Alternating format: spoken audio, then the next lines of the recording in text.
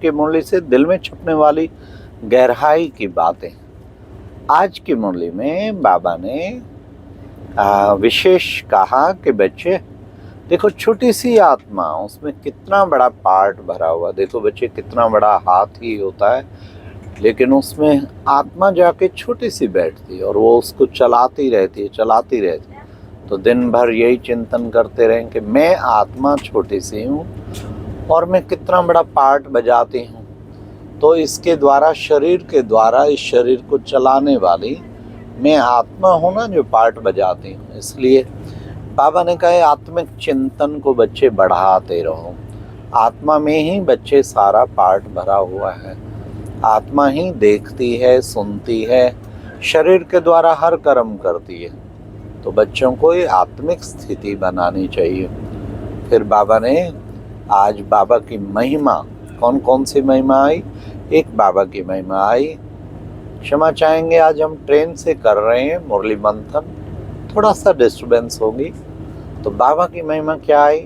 बाबा ने कहा कि बच्चे, तुम जो है देखेंगे, बाबा को कहते हैं पतित पावन। सारी दुनिया पतित हो जाती है, तो इसको पावन कौन बनाएगा? पावन, पतित पावन, उसको बुलाते हैं ना, पतित पावन सीताराम। तो पतित पावन आके सारी दुनिया को, जब पतित हो जाती, तत्वों को भी पावन बना देते।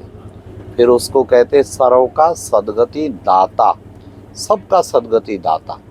कैसे वो सबका सद्गति करता है? सारे विश्व की आत्माओं का कल्याण करता है, इसलिए उसे सर्व का सद्गति दाता कहते हैं। फिर बाबा ने कहा उसको जादूगर भी कहते हैं, क्योंकि बच्चे कितना बड़ा जादू करता है, सारी दुनिया को स्वर्गमयी बना देता है, सुंदर बना देता है, तो जादूगर बन जाता है। फिर बाबा ने कहा कि बच्चे, बाबा आया है तुम बच्चों को अब सद्गति करके वापस ले जाने के लिए। फिर बाबा ने कहा बना बनाया ड्रामा है, इसमें जरा भी कुछ चेंज नहीं हो सकता, जरा भी परिवर्तन नहीं हो सकता।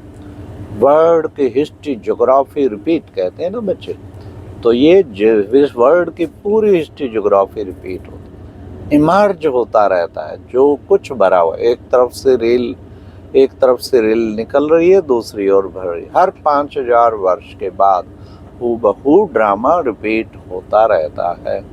तो रेपिटेशन का राज बुद्धि में बच्चों के रहना चाहिए। तो फिर बाबा ने उसके बाद कहा कि बच्चे, सर्विस की युक्तियां बच्चों की बुद्धि में आनी चाहिए। सर्विस की युक्तियां बाबा बतलाते रहते हैं। अच्छा बच्चे, मंदिर में जाओ, पुजारियों के पास जाओ, 2 चित्र लेके जाओ, रघुनाथ काला और गोरा, फिर श्री नारायण का काला चित्र और गोरा चित्र, फिर उन्हें समझाओ। श्याम सुंदर कहते हैं, तो ये कब काला कब गोरा था बताओ? तो फिर उन्हें बताओ कैसे सतयुग में सब आत्माएं गोरी होती, पवित्र होती, फिर धीरे धीरे उतरते उतरते कलयुग एंड में काली बन जाती हैं। तो बच्चे 4, गोल्डन, सिल्वर, कॉपर, आयरन को काला दिखाते, ये 4 स्टेजेस से आत्मा गुजरती है। तो ये बच्चों को समझाना चाहिए। फिर बाबा ने कहा कि बाबा तुम बच्चों को इस समय आकर के ये जो 84 जन्मों की कहानी, ये 84 जन्मों की कहानी का बच्चे, सीढ़ी का चित्र भी बच्चे बहुत अच्छा है, ये बच्चों को ले जाना चाहिए, इस पर समझाना चाहिए। भारत के उत्थान और पतन के 84 जन्मों की कहानी बच्चे, इससे फिर बहुत अच्छा पुरुषार्थ तुम कर पाएंगे। फिर बाबा ने कहा कि बच्चे, तुम बच्चों को विशेष जो है, फिर बाबा ने कहा कि बच्चे देखो, कहते हैं ना तेरी मुरली में है जादू। हाँ, कहते मधुबन की मुरलिया बाजे रे, सुन सुन राधिका नाचे रे। तो आत्मा रूपी राधिका खुशी में कितना नाचती है। तो बाबा की मुरली, उसमें जादू है। मुरली कभी भी मिस नहीं करनी चाहिए, मुरली को रोजाना सुनना चाहिए। पिछले 4 वर्ष में एक दिन भी मुरली मंथन मिस नहीं किया। पहले मुरली पढ़ते हैं, फिर उसको मंथन करके फिर रिकॉर्ड करते हैं। तो बाबा कहते हैं कि बच्चे, हाँ, इसमें नियम में बच्चों को पक्का रहना चाहिए। फिर बाबा ने कहा कि देखो बच्चे, प्योरिटी के ऊपर कहते हैं, प्योरिटी सबसे मुख्य है। प्योरिटी है तो पीस प्रॉस्पेरिटी है। प्योरिटी नहीं तो पीस प्रॉस्पेरिटी भी नहीं। इसलिए पवित्रता ही सुख शांति की जननी है।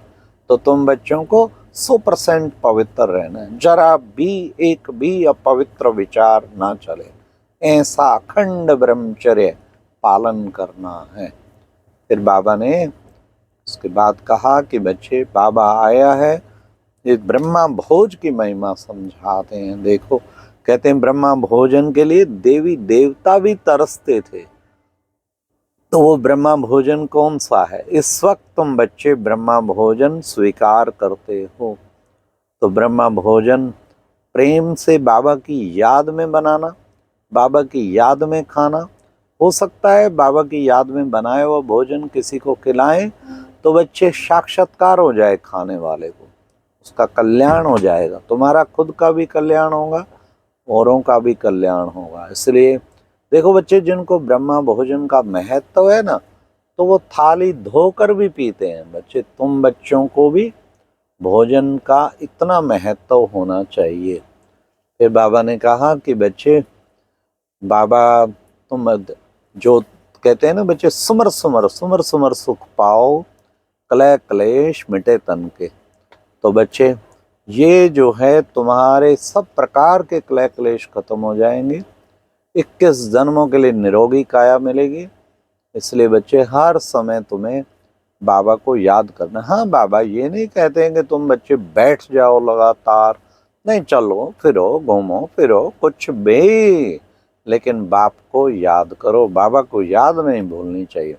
और सब बातों से बुद्धि को निकालते जाओ, बाबा की याद में निरंतर अपने आप को तत्पर रखो। ये बाबा ने कहा। फिर बाबा ने कहा कि बच्चे, बाबा तुम बच्चों को पावन बनाने आए हैं। तो बच्चे, इसलिए कैसे बाप को याद करना है? बच्चे पूछते हैं बाबा को कैसे याद करें? अरे, जो बाबा तुम्हें विश्व का मालिक बनाता, इतना ऊंचा बनाता, उसको भी तुम भूल जाते हो। नहीं भूलना है। बाप को याद नहीं करेंगे तो मोचरा और मानी एक तरफ सजा खानी पड़ेगी और पद भी भ्रष्ट हो जाएगा। इसलिए बच्चे, सतयुग का गायन है ना, वहां तो दूध घी की नदियां बहती हैं। बच्चे, पूर्ण निरोगी काया, बाप याद आएगा तो प्रॉपर्टी भी याद आएगी। तो बाबा कहते बाप को भी याद करो और वर्षे को भी याद करो। तो इसलिए वर्षा भी याद रहना चाहिए। इसलिए बच्चे, तुम्हें हर समय बाबा को कभी किस संबंध से कभी किस संबंध से बाबा को याद करना चाहिए। इतना अंदर में बाबा के लिए प्यार होना चाहिए, बाबा आपके सिवाय हमारा और कौन है, एक आपकी ही याद में रहना। फिर आज बाबा ने मुरली के वरदान में कहा, स्वार्थ, ईर्ष्या और चिड़चिड़ापन से मुक्त होने वाले क्रोध मुक्त भव।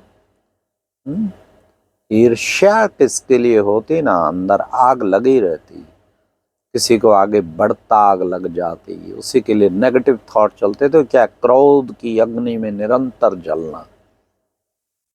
फिर बाबा ने कहा चिड़चिड़ापन, चिड़चिड़ेपन से जवाब देंगे, कुछ भी पूछो एकदम चिड़चिड़ेपन से जवाब देंगे।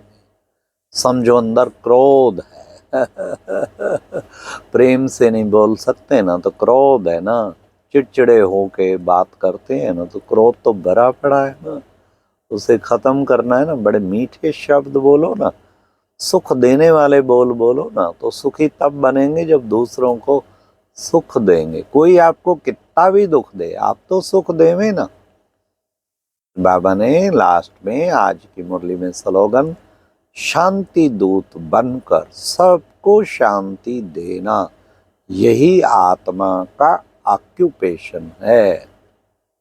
कौन है हम? शांति दूत। वैसे भी चारों विश्व में प्रसिद्ध है कि ये ओम शांति वाले हैं।